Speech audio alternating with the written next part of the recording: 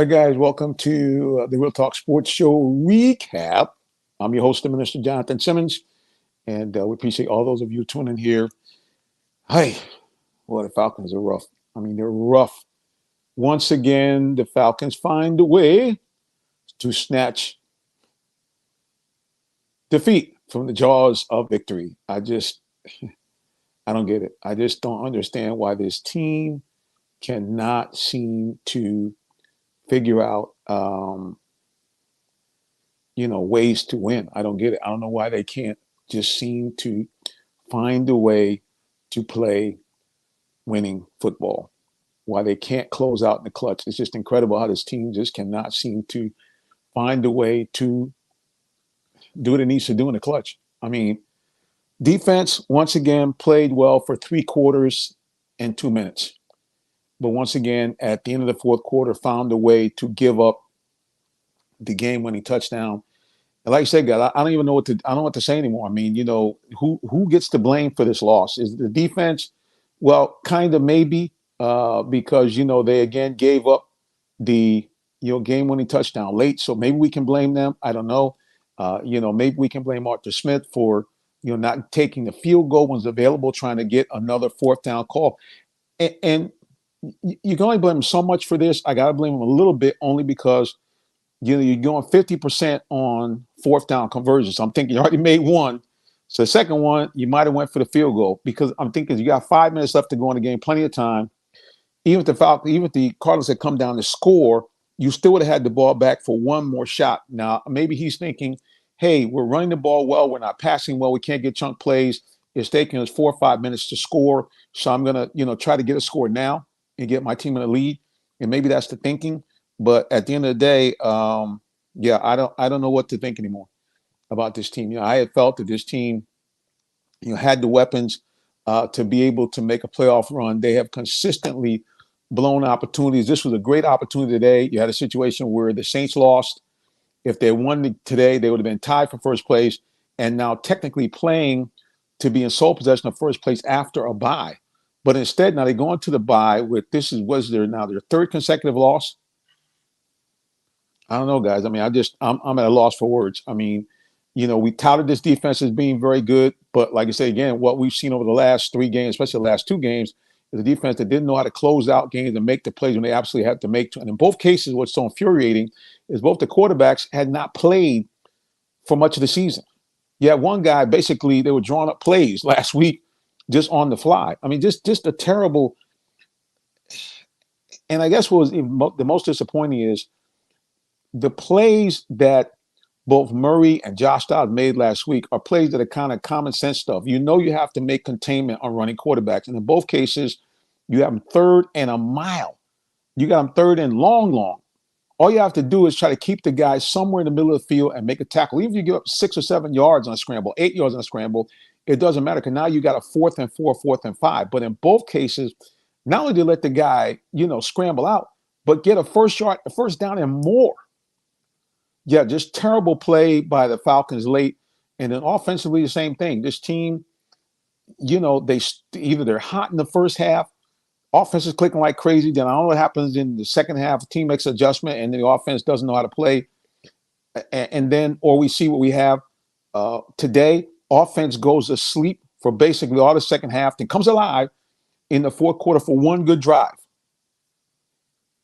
Rest of the time when Heineke was in before he got injured, it was incredible. The guy is being chased all over the field. He's running for his life. This offense is supposed to be offensive line, supposed to be a good offensive line.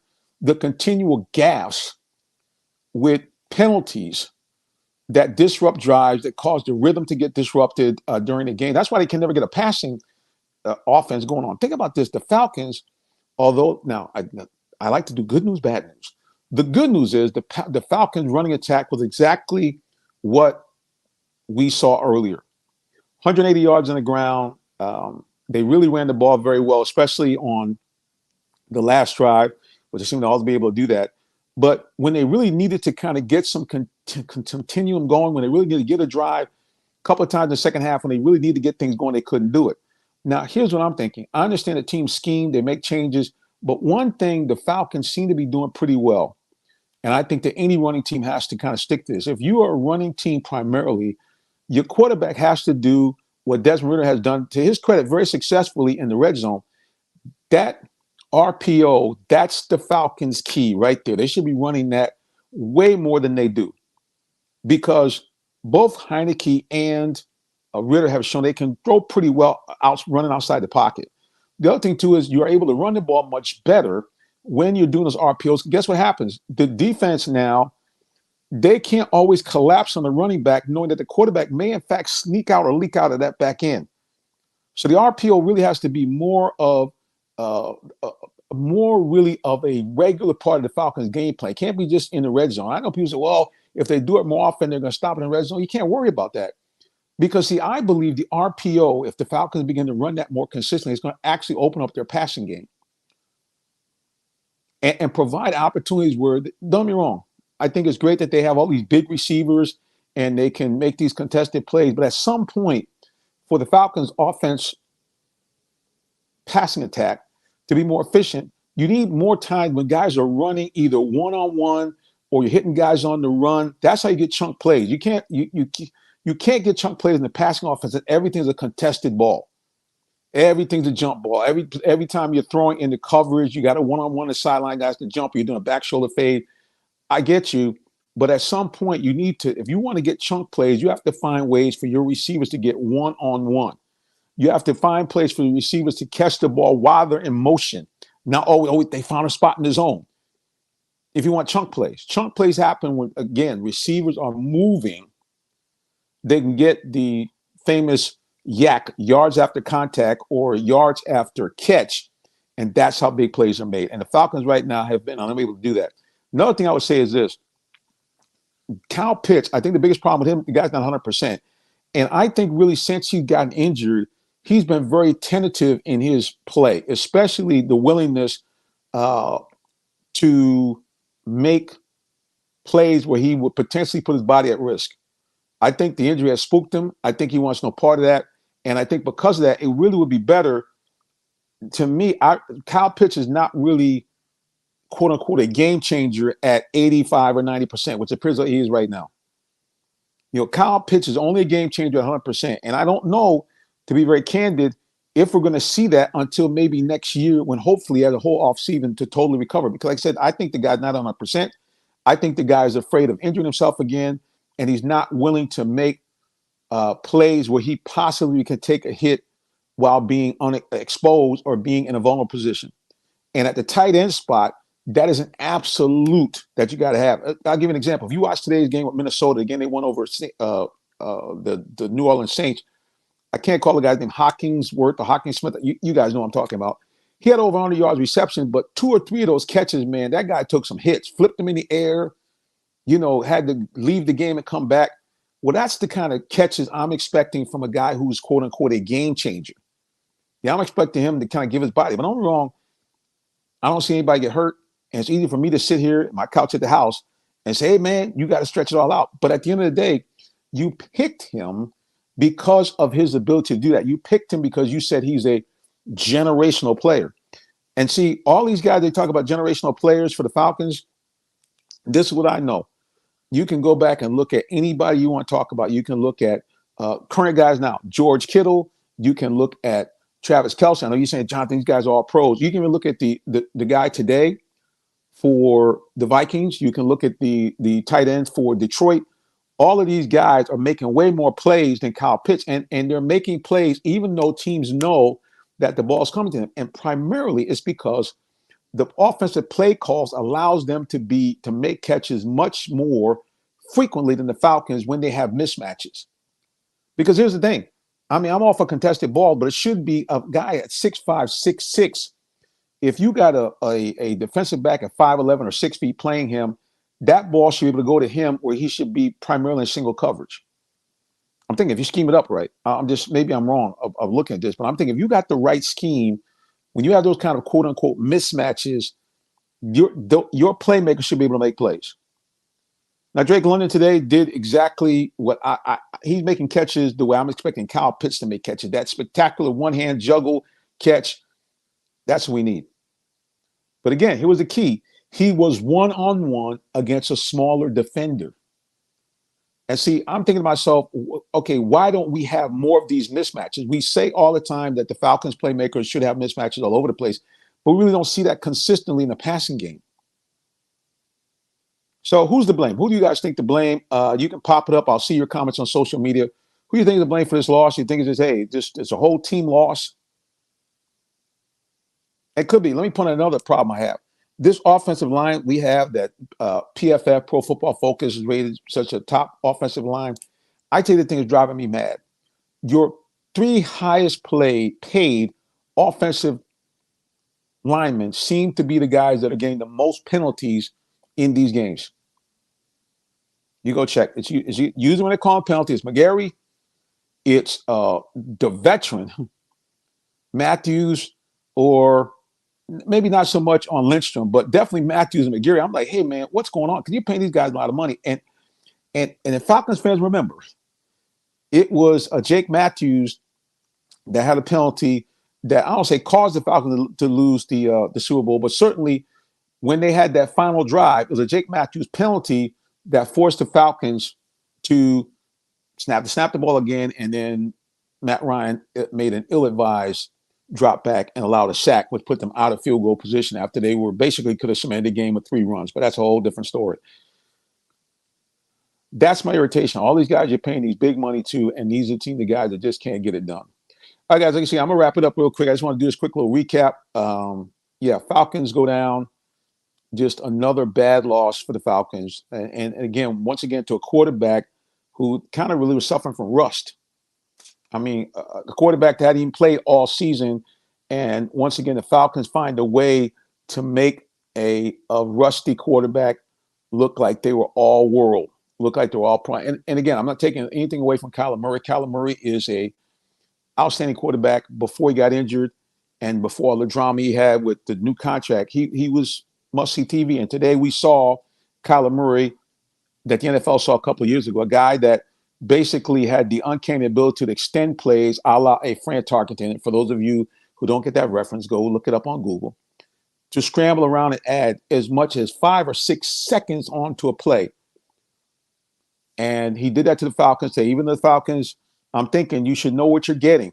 You just got this happen. You just had this happen to you last week. But still, once again, the defense allowed, when absolutely could not allow big plays, which unfortunately ended up with a Falcon loss. All right, guys, we're going to wrap it up here. I just want to get a quick recap. I want to get your thoughts on it. Who do you think is at fault here?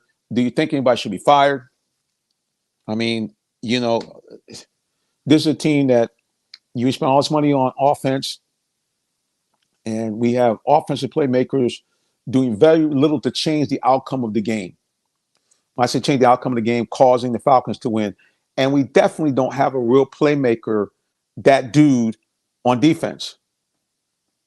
I mean, you got a guy that basically was on your taxi squad that's come in, Landman. He's been kind of really your best player on defense. Jesse Bates, no disrespect to him. He had a monster first couple of games, but he really has been just kind of like okay in these last 3 games of the year. I mean, he's been all right. Jeff Okudah, I think he's a great guy when it comes to running the ball. I mean, protecting on the run, great run defender, but defensively spotty. He's got some good plays and bad plays. I guess really, guys, the real thing I guess I'm really unhappy to admit to the Falcons are what they are. They're just really an average 500 team because they don't have enough playmakers on either side of the ball to be able to impose their will on the game. Now, maybe if they give Big John Robinson the ball, let him get 25 touches a game, you might see that. But I don't see a guy like that on defense. Landrum is probably the closest thing we have to that on defense. A guy that is a disruptor to the point where, his individual play can change the tone of the game. But we don't have that dude. We don't have that guy, that other teams have, that dude that can get you a sack late in the game when you absolutely need to make a play. That guy that can get that key interception or TFL tackle for loss. We really don't seem to have that. And the same thing on offense. When we absolutely have to make a play needs to be made on offense, it really doesn't seem we have that unless, in fact, you get Bijan Robinson the ball, 25 touches again. And I get it. That means on a 17-game season, you'd have to get him the ball over 300 times, and it gets a little dicey. You don't want to burn anybody out. But even Cordarrelle Patterson, I mean, here's a guy that is healthy. He is rested. And even on that fourth down, and I get it. I get Arthur Smith's thinking, we're only getting a couple of touches per half. We may not get the ball back. But I'm thinking you already tried a quarterback sneak, right? I'm thinking maybe go to Cordell Patterson or something like that to get it wrong. Actually, guys, X-nay that. X-nay that. Something's going on with the Falcons. I don't know whether it's that infamous word karma. I don't know what it is, because Desmond Ridder would have had the first down, but he slipped. And this seems to be the Falcons story, that this team, since the Super Bowl, has had the uncanny ability to shoot themselves in the foot. Really, since that midway through the fourth quarter, when the Falcons had their final lead at 28-20, and Julio Jones made a spectacular catch off a wonderful Matt Ryan throw. Since that point, the Falcons team has misfired persistently and consistently when they absolutely need to make a play. Seriously, because think about this. The next year, they actually went back to the playoffs and had a Philly team, which later went on to win the Super Bowl, in trouble. But what happened? Julio Jones, who, as great as he was for Atlanta, could never seem to make those key plays in the red zone, had an opportunity to make a game-winning catch. What did he do? He jumped too early, and he couldn't make the catch. And since that point, the Falcons have, season in, season out, tantalized us, teased us with great play for about 3.5 quarters. That seems to be the curse. 3.5 quarters or three quarters, the Falcons will get you thinking we're going to win, we're going to pull this one out, and then bloop, bloop, bloop, bloop.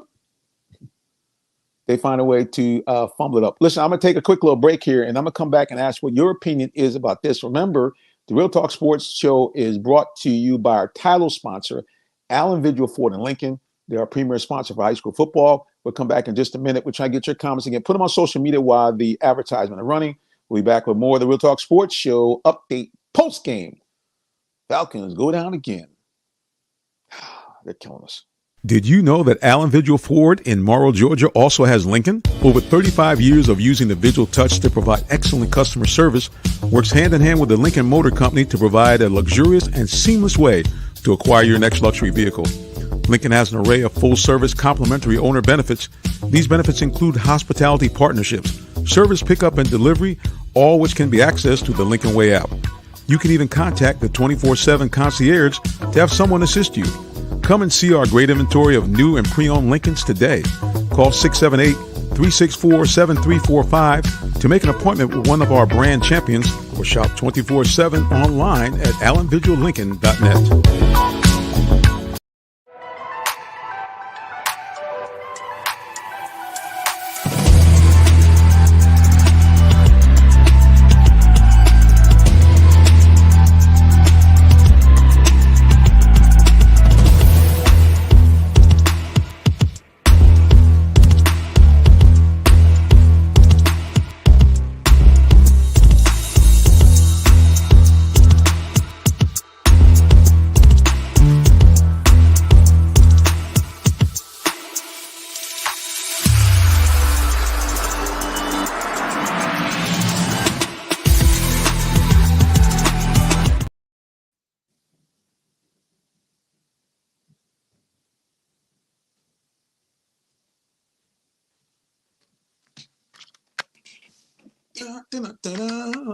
Okay, we're back here with more Real Talk Sports Show. Let me get myself mic back up again here.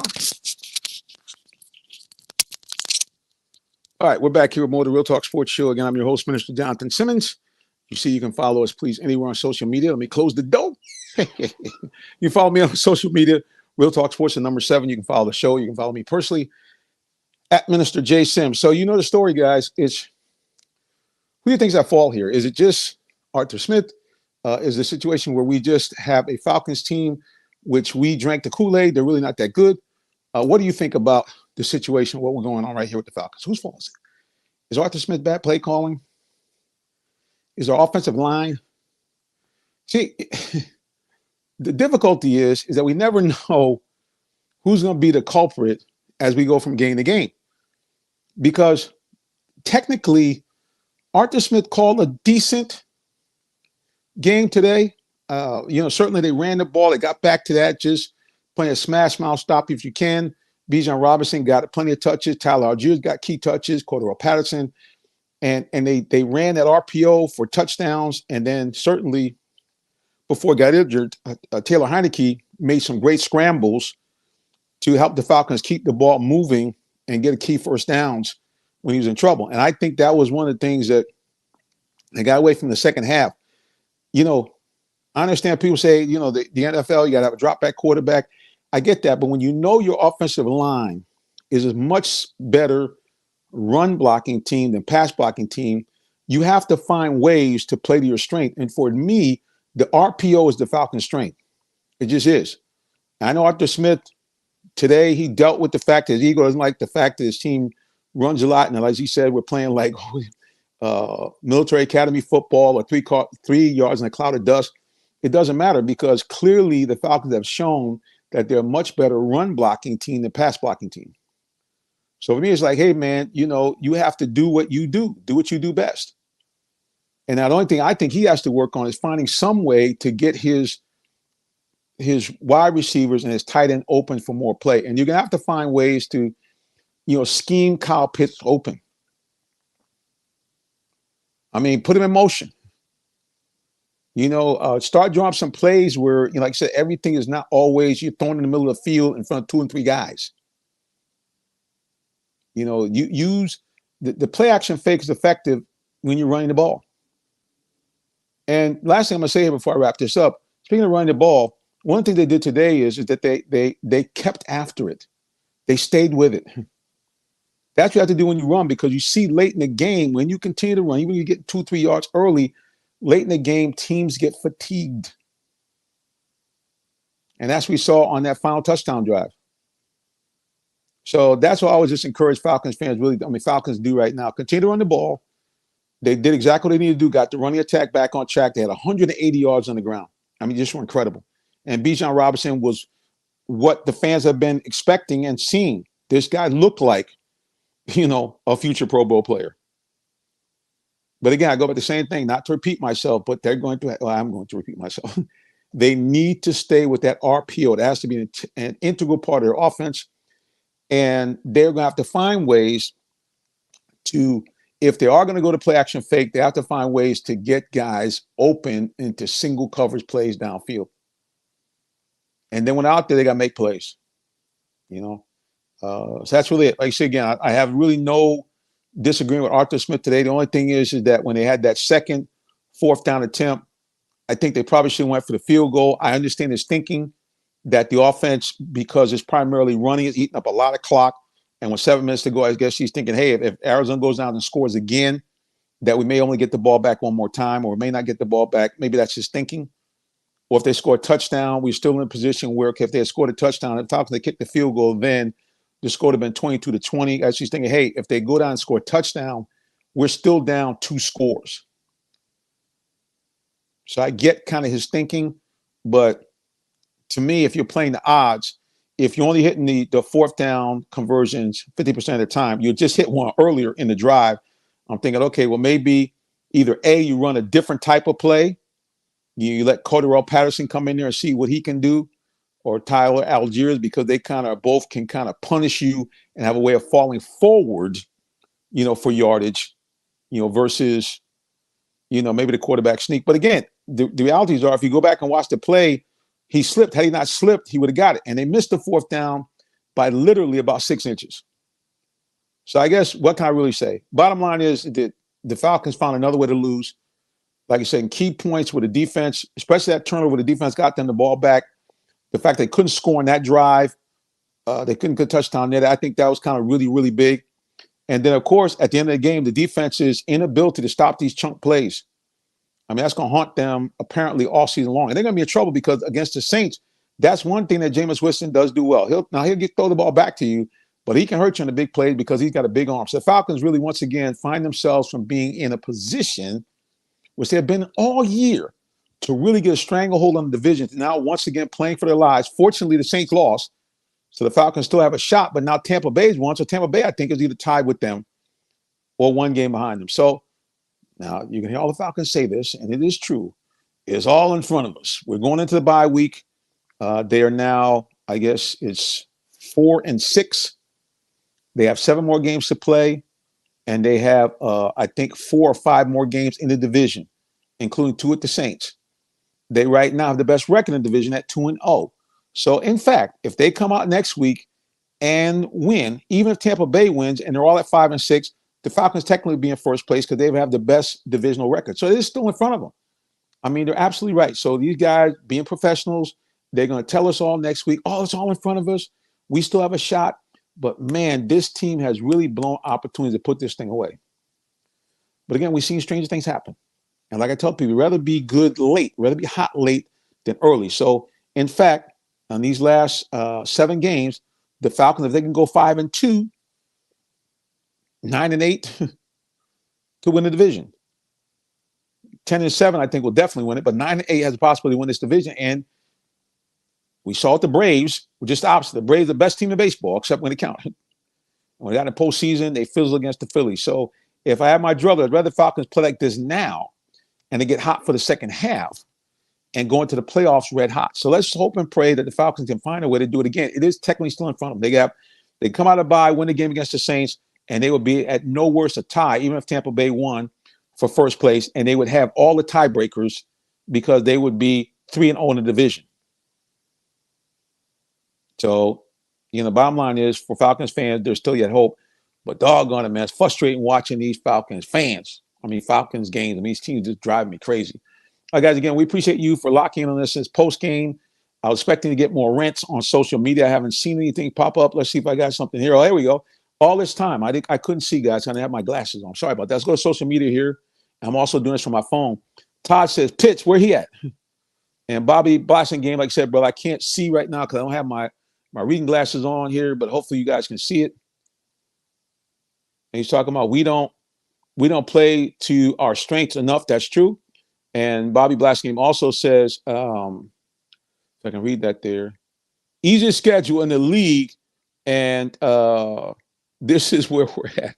Sad. It is true. I mean, at the end of the day, this is the thing that's going to haunt the Falcons. If they don't find a way to go to the playoffs this year, what's going to eat them up is they're going to think about the games they should have won. Now, I watched Dobbs. He lit up, at least for a quarter, a half and a quarter, he lit up the Saints too.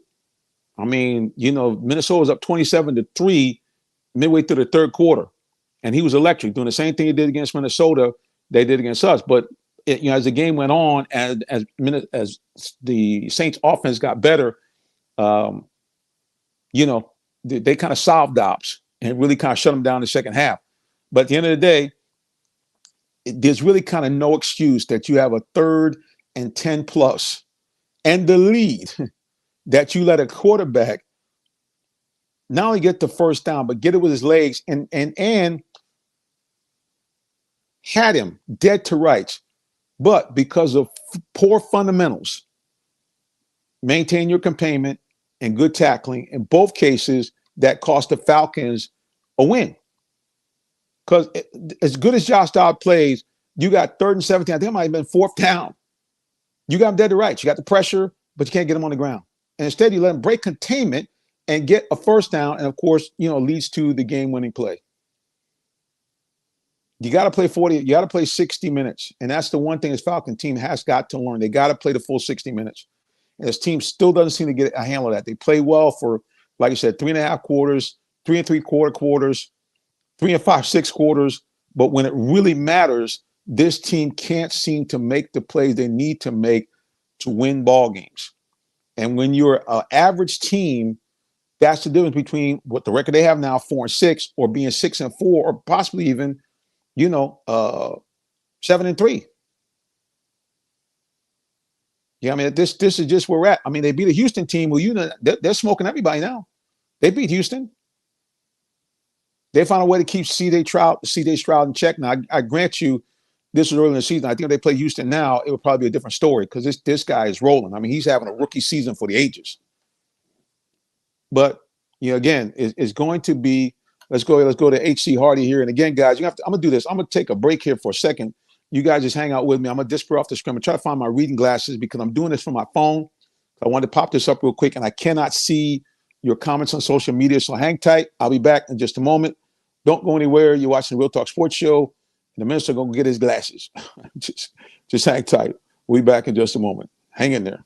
Hang in there. We'll be back. I'm going to throw a commercial on, see if we can do a nice long way. You know what? Here's what I'm going to do. You guys hang tight. I'm going to let you guys listen to this. I know you've heard this before, but another salute to the Georgia Bulldogs. I had an interview with the OC of the Bulldogs. So you listen to him. I'll get my glasses so I can read these comments from social media. I'll be right back. All right, guys, I'm on the scene here for the Georgia High School Hall of Fame. And this guy you guys already know, but I'm going to introduce himself to you right now. Go ahead. Mike Bobo, Thomasville High School, class of 1993. Now, see, Coach, I had no idea that you were Georgia through and through, sir.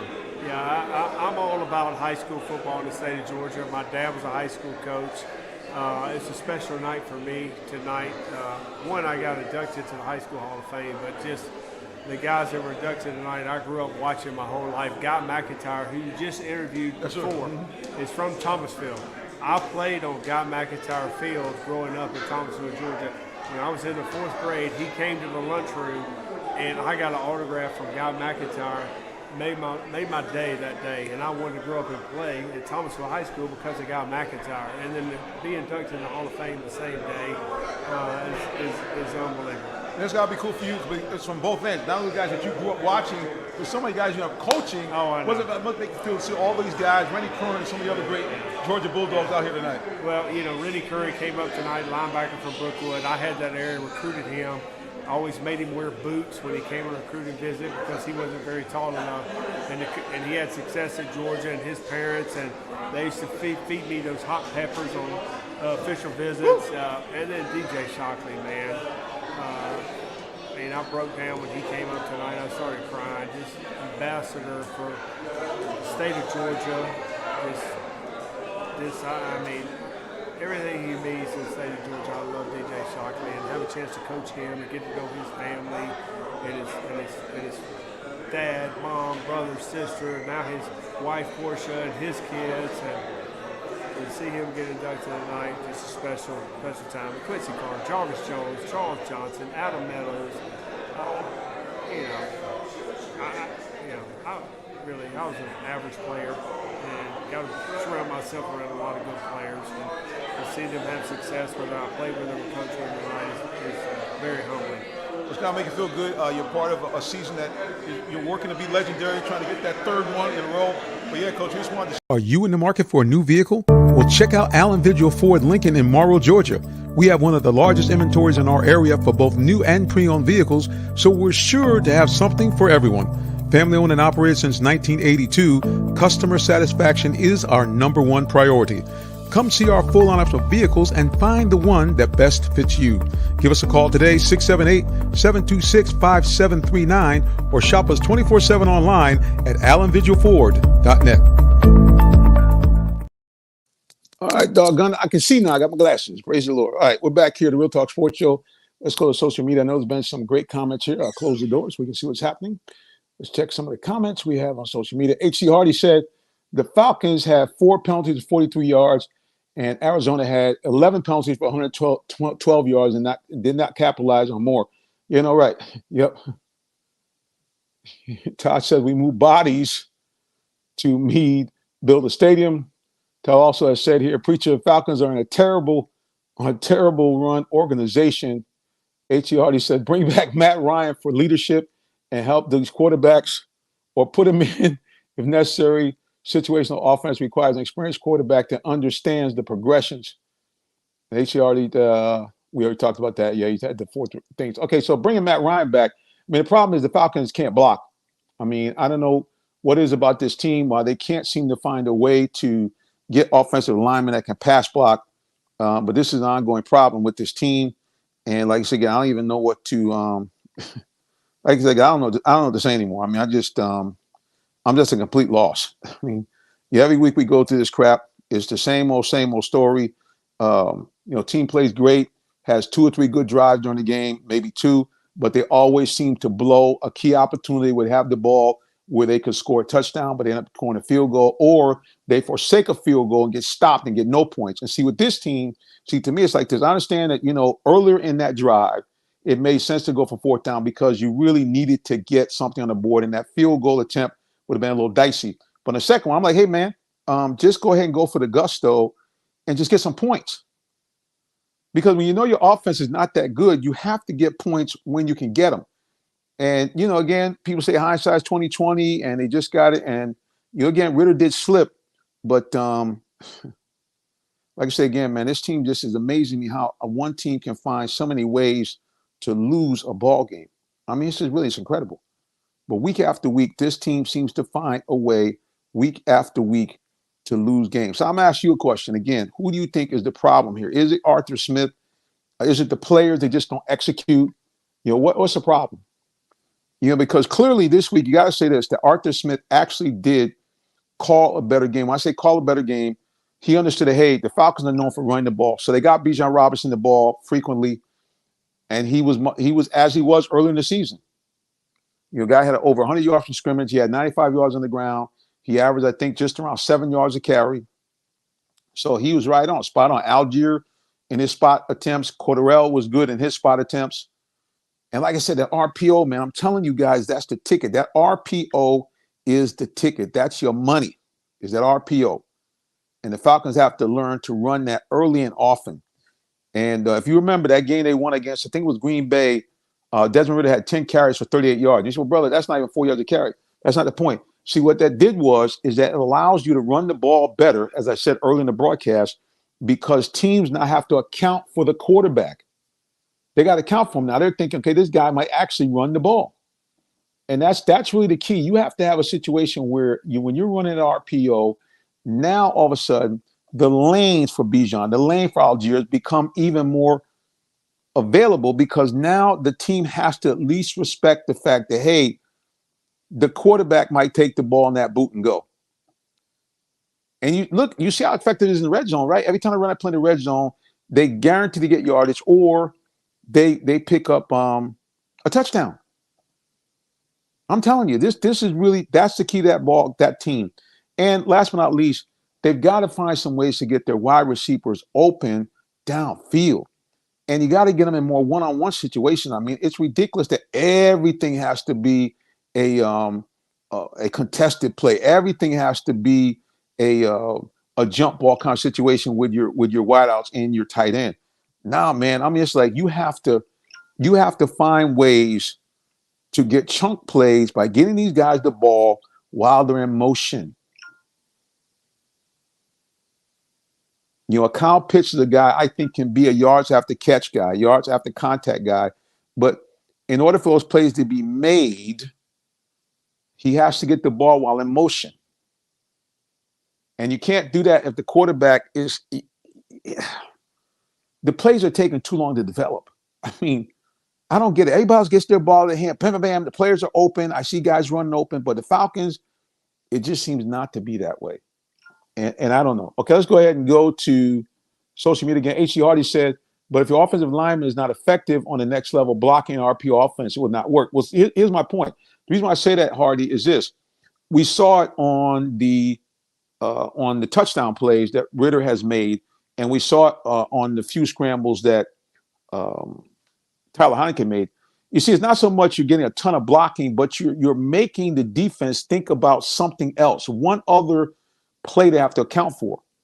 I get you. You got to have good blocking no matter what, but it does appear the Falcons seem to be able to block on those misdirection plays. That seems to be the strength of their offense. When you kind of can get the defense going in one direction, the Falcons offense seems to be pretty good at trap blocking, pretty good at making plays on the misdirection.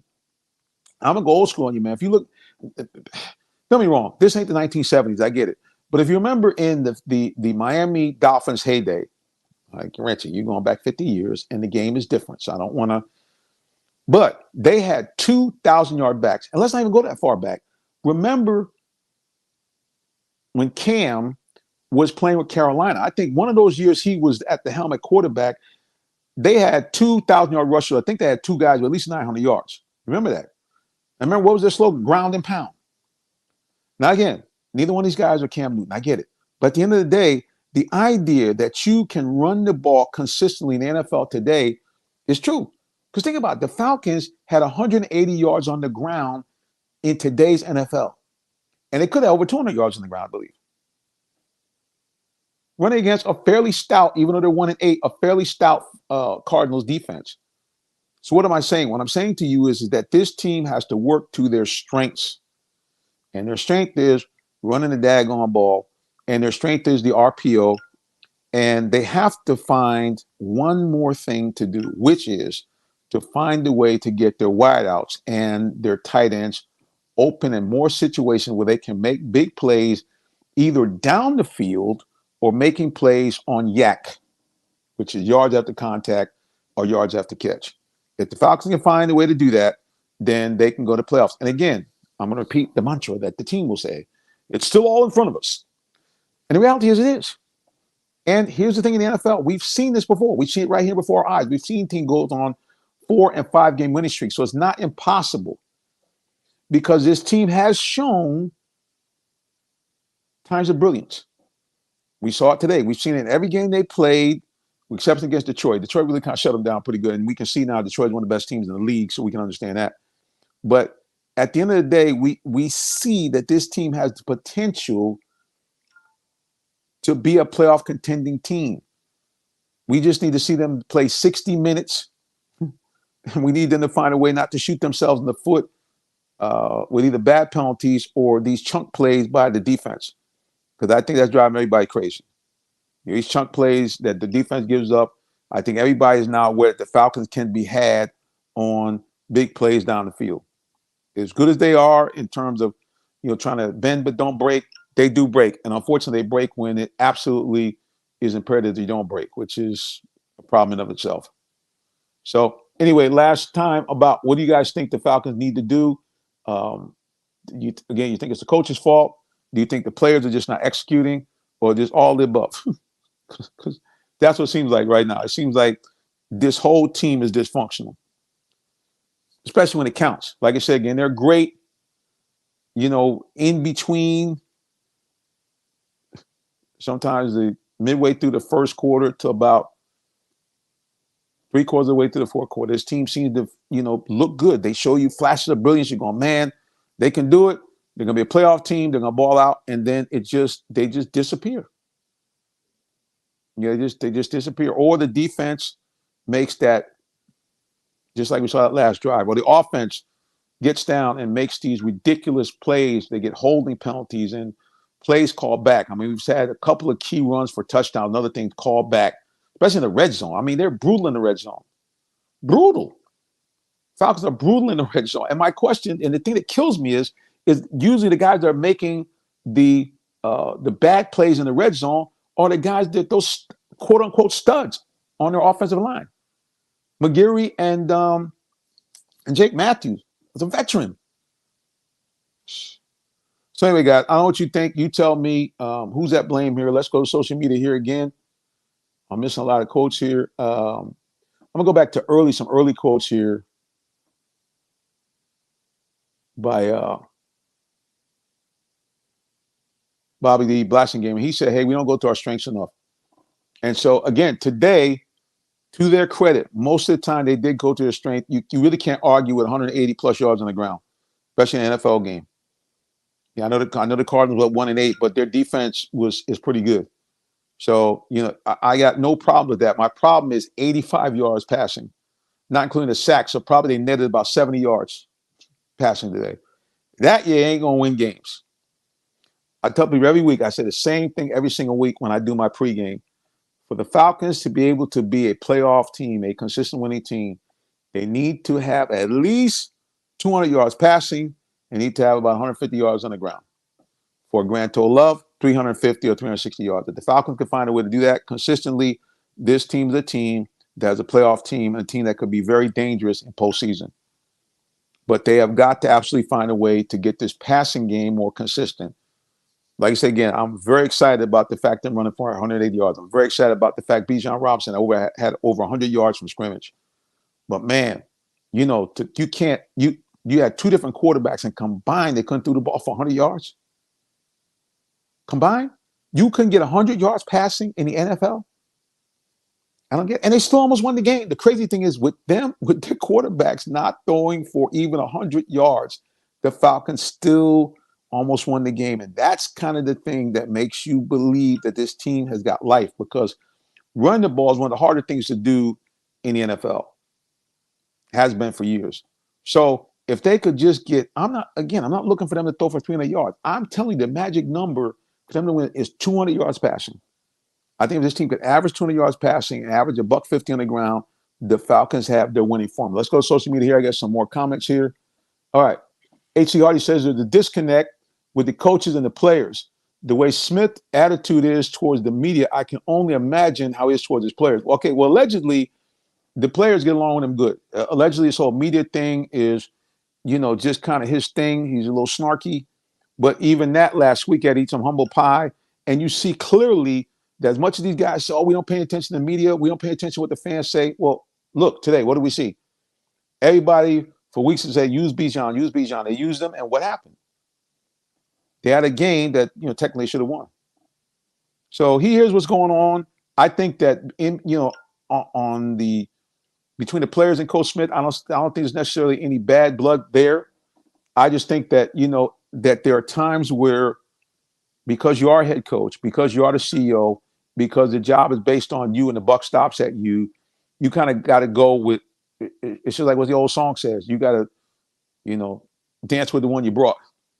So Arthur Smith is like, hey man, I kind of ran this kind of semi-complicated, running offense, or run heavy offense with Nashville, with the Titans. So I'm gonna do the same thing here. The problem is, and this is really sad to say, that Tannehill, as average as he's been, actually has had better quarterback play than what we've seen here with the Falcons, which is sad.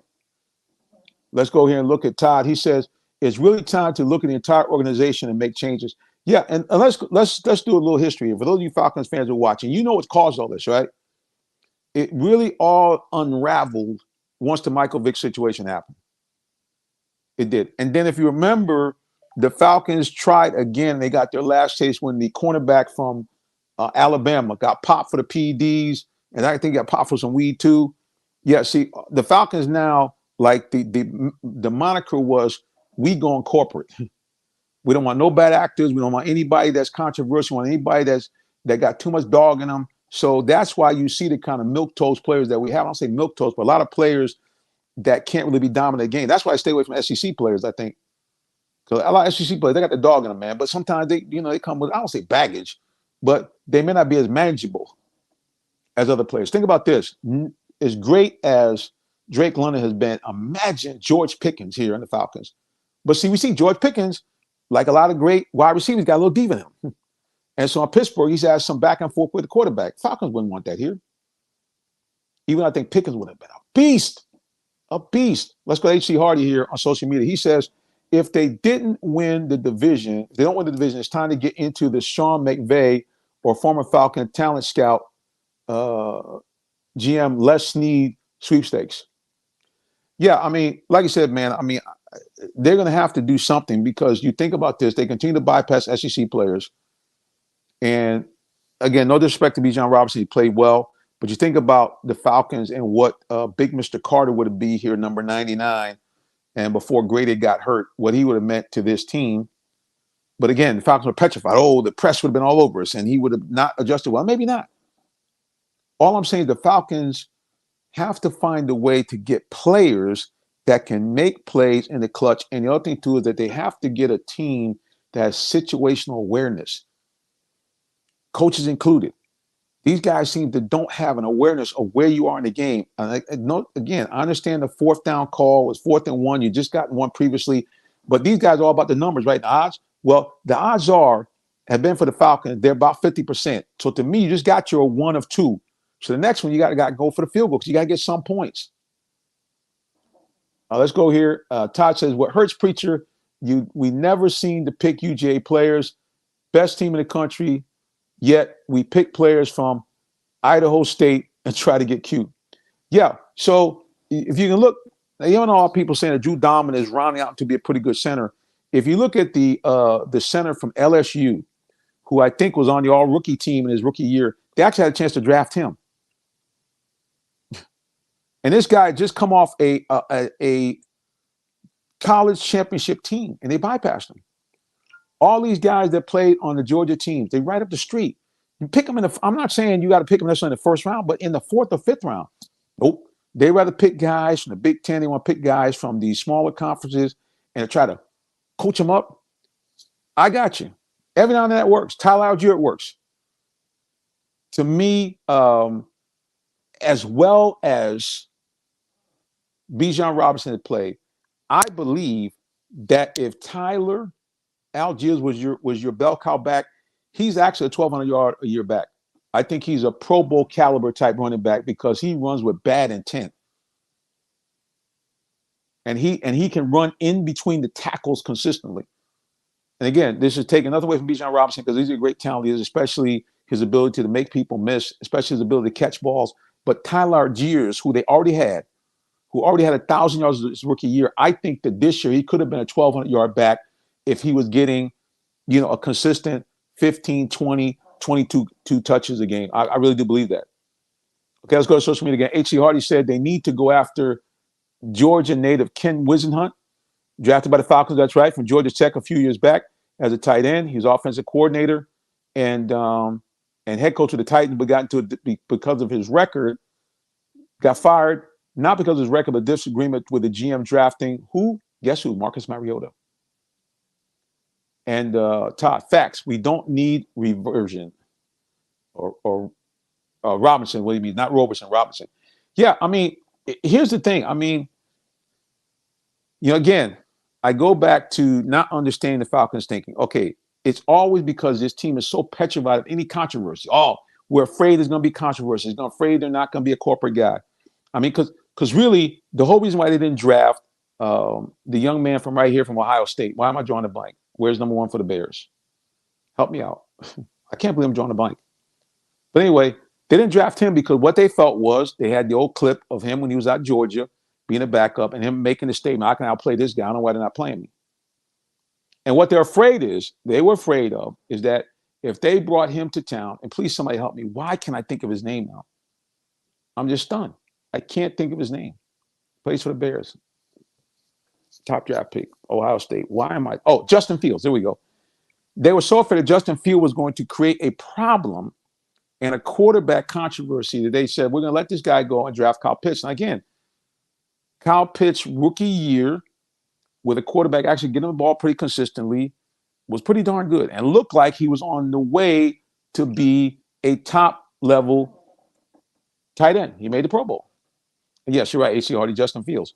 But my thought is that think about a Justin Fields with operative word here, a more simplified Arthur Smith's offense. Man, RPO would have been clicking. Imagine Justin Fields and Tyler Algiers and Cordarrelle Patterson. Oh, buddy boy, you might have had something there because now, I don't care who you got blocking, our RPO would have been clicking because you saw how Justin Fields, before they let him get all banged up in Chicago, man, he was rolling. And now you have a situation where you could have a team that could have, in the modern day NFL, rushed for 200 yards a game. Seriously. Let's go to Todd here. He said, preachers, let's look at common denominator for the losing and picks. And it seems to be the real GM McKay. He should have left with Mike Smith. And here's the thing that's funny about that whole Mike Smith era. And everybody throwing shade at Rich McKay. And even later on, and I had my fair share of this with Dimitrov. The realities are, as much as we don't want to deal with this, the Falcons were a consistent playoff winner. Consistent. And not been for a couple of few bad calls here and there, you could have had a team really, I know it sounds crazy, but the Falcons team that won the Super Bowl, had they won that, this was a team that could have been a mini dynasty. Now, I know it sounds crazy. People listen, you out of your mind, you're a psycho. But this team, remember, that Falcons team that went to the Super Bowl had the seventh ranked greatest offense in NFL history. Seventh ranked in overall history. You going back 50s, 60s, all these great teams, the greatest show on turf, the Falcons are right. That Falcon team that went to the Super Bowl is right in there. But, of course, what happened? Falcons unwilling to spend money where they needed to and make a move and say, listen, you're going to be the heir apparent. Going to Cal Shanahan, because let's face it, he was a little snarky, but the guy could just call a football game. They should have went to him and said, listen, man, tell you what we're going to do. We know that you want to be a head coach. But here's what we're going to do. We're going to ask you to hang around for another couple of years. That's all we need, 2 more years. You're 36, 37 years old. The coaching jobs open up every year. Just give us 2 more years and let's see if we can do something legendary. And they should have said the same thing. They should have had the same conversation with Julio, the same conversation with Matt, and the same conversation with Devonta Freeman. Look, guys, we got something here. Let's not screw this up. We're going to pay your money, but right now, let's take a page out of the Tom Brady book, out of the Michael Jordan book, to say, you know what, it's more important for us to win championships, because the more championships that we win, the more money we're going to get. Off the field, you're going to get a ton of money with endorsements. As is now, none of these guys that are top players, they don't pay for food anywhere. A lot of time they're getting killer deals on cars. Sometimes they're getting cars for free from dealerships. Why? Because they win. People want to see them. But no, every time I gotta get paid. Devonta Freeman had Uncle Luke's wife as his lawyer, talking about he's the best running back in football, leading up to Super Bowl week. Remember that? Kyle Shanahan mysteriously loses his playbook. All this kind of weird stuff going on. So I don't know. Let's go here to no, there we go. We're gonna go with that. So if you look at the guys that came in before that squad, we can look at Coach Smith. Coach Smith just ran out of gas. I mean, the team they had a window. People forget this. Okay, let's go back. Rich McKay was part of drafting Matt Ryan. If you remember, a lot of people wanted the big defensive lineman, I think Dorsey out of LSU, who looked like he was a beast, because everybody was like, we want Michael Vick to come back. We bring in Dorsey on the anchor defense. And we'll go from there. Well, instead, they make the pick of Matt Ryan. Some people losing their mind. But the realities are, the Falcons knew Michael Vick's not coming back, which he didn't. They couldn't bring him back. He had people acting a fool with the dogfighting thing. And Dorsey turned out to be a flop. And Matt Ryan, as much as I've had disagreements with him over the years about him not running the ball enough, about him turning over the ball too much in key plays, not making the right read, the realities are he got the Falcons to the playoffs for more than half his career. And most people, if you talk to them the day they drafted Matt Ryan and say, hey, listen, during this guy's career, the Falcons are going to go to 2 NFC championship games. They're going to go to a Super Bowl. They're going to go to the playoffs, I think, 7 years, including like 4 or 5 in a row. You okay with that? Most people signed up, including me. I think it's a preacher. You got talking about Matt Ryan running, blah, blah, blah, blah. The reason why I said that, because their offensive line can never seem to protect him. And what I know in today's modern day NFL, I don't need you to run like Michael Vick. I need you to do what he did during the Super Bowl season. If you remember the NFC championship game, the big run that electrified the crowd, I always remember the call by Dave Archer. You think number 2 doesn't want it? Yeah. And I mean, that was an electric moment and set the team on the course to go to the Super Bowl. And if you remember, the play that should have won them the Super Bowl, Matt Ryan got flushed out of the pocket. And on the dead run, he threw a ball to Julio that, had they won that Super Bowl, that would have been one of the top 3 greatest plays in Super Bowl history. Now, I know my co-host, the lovely Queen of Shoes here, he said, Jonathan, you always talked about Matt Ryan. Yes, I said he should occasionally run the ball. Okay. Let's go to social media here. I'm at HC Hardy. He said, but it has to be something about Fields, because Falcons director of player personnel, Ryan Pace, was the GM in Chicago. Yeah. So look, at the end of the day, I told you what it was. They didn't want to bring in a Justin Fields, hometown hero, Michael Vick-esque in his talent, and have Matt Ryan, who was at the end of his career, and have a quarterback controversy. I mean, so that's why they didn't do it, because they saw Justin Field reacting when he was benched in Georgia. And they just didn't want to deal with that. Hardy said also Matt Ryan averaged 21 points per game in his career. Yeah, and a lot of if you look at the beginning, the end of his career, that's where those numbers went down. During that time when he was in the prime, that 7 or 8 year run where they're going to playoffs every year, Falcons offense was pretty good. And again, they had a decent defense. See, again, if the Falcons are, I don't know if they're just snake bitten or what. Okay, Todd said Fields didn't want it. Hardy, no drive. Yeah, all I know is this: there's something going on with this Falcons franchise. Some people say they're cursed because they built this on black churches. One of them, I found out later, was a stop for the Underground Railroad. They said there were some burial ground issues over there. The other thing too is that basically Kasim Reed browbeated the churches into taking the money, even though we had a situation that uh, even I was kind of misled. You're saying, hey, the churches were giving 14, 15 million apiece, but meanwhile the stadium they built, I think, cost almost $2 billion, and that land around there is just it's epic how much money that thing is worth. So in essence, what we really saw was that the churches got the okie doke pulled on them. They thought that $14 million was a lot of money. It really wasn't, because to build the new churches, I think it cost them like 10 or $11 million. And now you have to keep the upkeep on that church, because I think that, I don't think they paid all cash, but you still have to maintain it of these huge buildings, the beautiful buildings. Anyway, that's a whole nother story. Let's go to H.C. Hardy here. He says here, Joshua Dobbs is from Alpharetta as well. Might want to give him a look next year. Yeah, I think that he's not going to be available next year. I think the Vikings are going to sign him. Kirk Cousins had an ACL tear, and if the Vikings find some way to go to the playoffs, I think they're going to find some way to keep him there.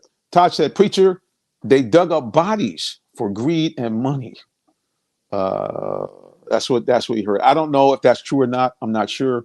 All I know is that since they have built that stadium, it has been a fiasco as far as their ability to draw and keep fans.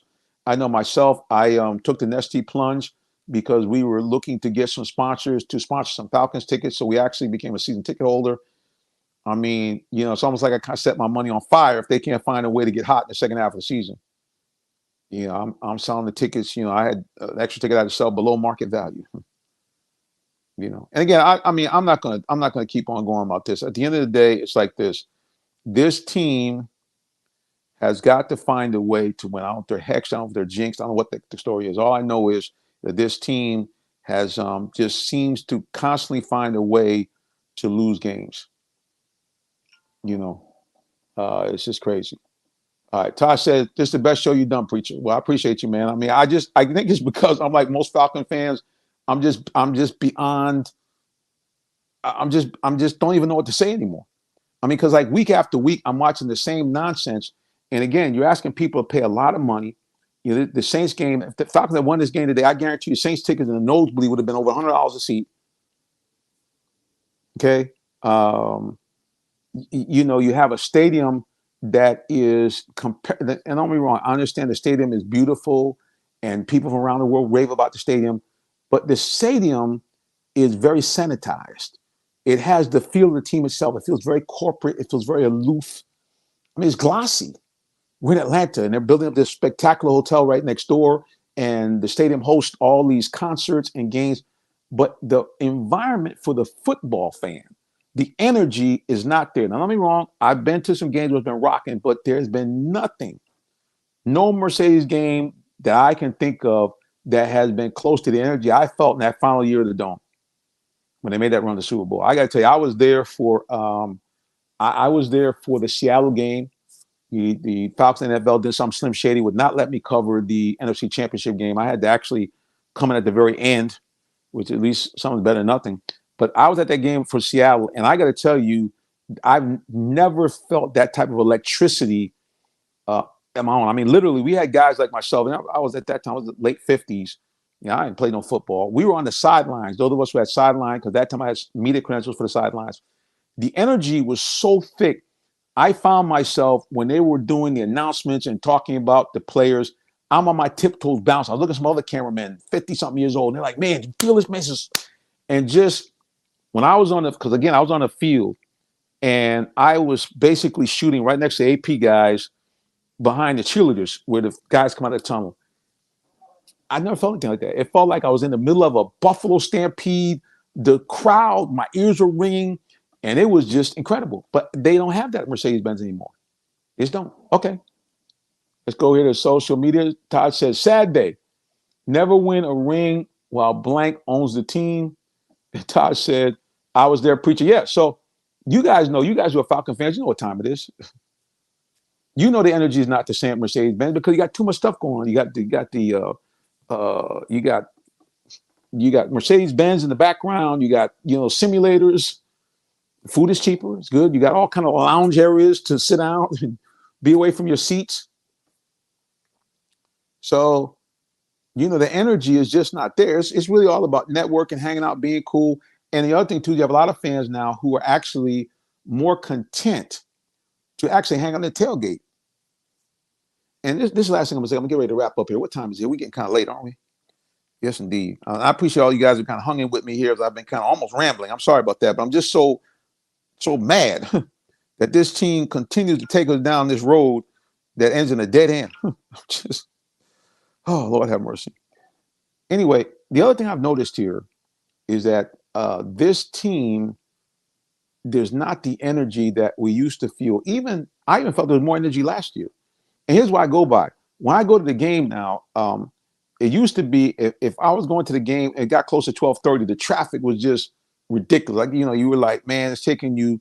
I'd get within a few blocks of the stadium and it'd be like 20 more minutes before we get in and actually park. And then when I get there, you can hear the music coming up because I always go by near the Gulch and they had big tailgating areas. And I don't know, maybe it's because we had legacy teams coming in. I'm not sure. But man, the tailgate was rocking. They had like radio stations out there. I'm not just talking about Marietta Street. They still have that. But I'm saying back by the Gulch, I mean, guys had local radio stations set up, internet radio stations set up. They had many cigar bars. They had all kinds of souvenir shops. Food was popping. Guys had fish fries. I mean, it was just the energy was really on and popping. But now, yeah, it's just like you drive up and there's just nothing. It feels very sanitized. I don't know whether they're charging people more money, but that whole main area before you even hit the Gulch, there used to be a lot of tailgating going on there. Nothing happening. So I don't know. Let's go to social media one more time here. H.E. Hardy said, energy is consistent like that at Lincoln Field every Sunday, the Philadelphia Eagles. And Todd said, yep, something's missing. And I just think that between the PSLs, I think that the fact that this team does not have a real exciting playmaker, that kind of a must-see TV person that you want to see, or the team is not consistently scoring, because let's face it, I understand defense wins championship, but offense puts people in the seats. And right now, you don't see those big plays. And even though Julio didn't score a lot of touchdowns, if you went to a game, Julio was going to do something crazy. He was going to make some kind of breakaway catch. He was going to jump in the air, turn through cartwheels, stiff arm somebody. You had a play that brought you to your feet. You really don't have that now. I'm just keeping it real. You just don't have those type of plays. Now, Bijan, you see a little bit. Every now and then you see him do something like he did today, man. He did like 3 shake and bakes to get a first down on a catch. I mean, he was like, boom, boom, boom, boom, boom, boom, boom. Look like they had him stopped for 4 yards. Look like they had him stopped for 7 yards. But it was like, man, it was like, boom. All right. H.C. Hardy says they need to move the Georgia versus Georgia Tech game to the Benz Stadium this year. Yeah, they're not going to do that, Hardy, until Georgia Tech brings their level of play up. Once Georgia Tech is a consistent 8-win team, then I think Tech itself will say, because remember now, for Tech, that's a home game. So that's a lot of money for a team to give up. Remember, Deion was talking about why he doesn't like to do these games that are away from the stadium. Now, granted, I got you. Bobby Dodd Stadium only holds about 45,000, I think it is. But the fans, we want to go to our home stadium. It's a home field for us. And I will tell you something. As much as that's a small stadium, I don't know if you guys have ever been there, but when Georgia Tech is playing well, there's not a better game than that Thursday night game that they normally and ESPN normally televises every year. That Thursday night game that they're normally playing against a top tier opponent like Clemson in their heyday, Florida State. I've been to those games, man, because it's just Bobby Dodd is a traditional stadium, but more importantly, you have the backdrop of the Atlanta skyline, and usually it's not too cold, not too hot, got that breeze blowing, and usually Georgia Tech does something crazy. They usually play that, no matter who they're playing that Thursday night game, usually they ball out. The only time I really seen them get the break speed off them is when Clemson still had Deshaun Watson. Yeah, they had no answer. Yeah, Deshaun just ate them up. But other than that, I've been to games where they've been 15-point underdog, 20-point underdog, and they played their backsides off. All right, let's go to social media one more time here. Tosh said, Preacher, last question. Does Smith go back to Ritter rest of the way? Well, first of all, we got the same situation where you got a Taylor Heineke who's hurt, got a bad hamstring. Now, I know everybody's saying, well, they have the bye. Falcons are probably going back to Ritter now because he actually did look pretty good today, especially on them RPOs. I think we have something there. I think Ritter can rock that RPO. He seems real smooth on that, real comfortable. Even Taylor Heineke was good on his. But I think Ritter seems to like that play. And I think, again, if they can work that play, the Falcons get a nice little run. And the reality is that the Falcons really want him to be the number one quarterback. I mean, I even want to be the number one quarterback. I don't want the guy to be on the bench because when he's right, he's actually pretty good. You know, when he doesn't turn the ball over. This is my whole thing. I know people are going to say, oh, preacher, you're flip-flopping. I've said this from the opening bell. The reason why I like Ritter was because he seemed like the moment was not too big for him, and he didn't turn the ball over. Once he started turning the ball over, and once he had that deer in the headlight look, I said, hey, man, the guy needs to sit down. But it wasn't permanently. Matter of fact, my man Todd made fun of me. He said, preacher, why are you comparing him to Terry Bradshaw? Okay? Well, here's the thing. I just watched the replay of the NFL doing, greatest Super Bowl teams. And they were talking about the run of the Pittsburgh Steelers. And they were talking about the 78 Steeler team, that team that played Dallas for a second time, being one of the greatest NFL teams ever. And what they said was, they said Bradshaw, now in his ninth year, I think eighth or ninth year, had rounded into a quarterback who became an MVP. And they talked about how his early years, he wasn't that good. He threw interceptions. He made bad decisions. He fumbled the ball. But it said eventually, he said by that time, he actually was calling his own plays. And Terry Bradshaw, everybody made fun of him, called him a dummy, said he was a hick from Louisiana. This guy had that Steeler machine run like a well-oiled machine. Now, grant you, that Steeler team had 9 future Hall of Famers. So I don't want to compare it to his Falcon team. We got a bunch of guys, I don't know what we're getting here. We might have maybe one Hall of Famer if Bijan continues to be Bijan, and we seem to be able to use him, maybe. So I can't really compare the two. But the concept of a quarterback, you can go down the line, the number of quarterbacks got benched that were pretty darn good quarterbacks in their career, that were subbed in for the Roger Staubach. Go back and look. He was a preacher going way back in the 70s. It's irrelevant. Go back and look at it. These guys. Roger Staubach's in the Hall of Fame, but yet early in his career, they used to have a shuttle quarterback in and out with Craig Morton. You say, who's Craig Morton? Go look it up. Craig Morton, I grant you, he took Denver to the Super Bowl. This guy was basically a journeyman quarterback. And Staubach couldn't beat him out because the head coach and him had a disconnect. Staubach had one style of play. The coach was trying to get him to play another way. As soon as he finally let Staubach play as Roger the Dodger, mysteriously, Cowboys started winning, and the rest is history. Now, I'm not trying to say, again, Ritter is at this level, but we don't know what he is. Okay, let's go to social media one last time. We're about to wrap this up, guys. I'm having a little fun today. I was not going to do this broadcast because I was kind of tired. I'm doing some stuff around the house, but it's all right. Let's go here to Todd. He said, I think Fields fits this offense very well. Yeah, of course he does. Yeah, because like I said, now the RPO is for real, because now you know with Justin Fields that he could be a threat to run, and not only could be a threat to run, but he's a very effective runner. Let's go H.C. Hart. He said 3 things a football player has to take their time to heal from. 1, an Achilles. 2, a hamstring. 3, a groin strain. If you go back too soon, you will injure yourself again. And he said, Hardy says from experience. He said, that's why I worried about Drake London today. I'm like, hey, man, if the dude's not 100%, leave him alone. Same thing with Kyle Pitts. You got like 19 tight ends. And this guy, John Smith, seems to be pretty good. I'm bringing in Pitts for spot duty because he's not 100%. And if he's not going to give me 100%, I don't want the guy really on the field because on those quote unquote jump balls or contested plays, he's not going to do it. Okay, Ritter does not have the abilities those had. What does Ritter do? What does Ritter do well, preacher? Okay, well, we see clearly that he can run the ball on those RPOs because he has already scored, I think, 3 or 4 touchdowns, and he's picked up a couple of key first downs running those RPOs. So we know he does that pretty well. We also know he's halfway decent throwing the ball on the run. So we know he does that well. So I'm thinking to myself, let's focus on that. And from time to time, if you give him enough time, he's decent. If he gets the ball out of his hands quick enough on those kind of, not necessarily slants, but those seam routes, not bad. Back shoulder fade, not bad. And you're telling me, hey, Ritter doesn't have the ability of those guys.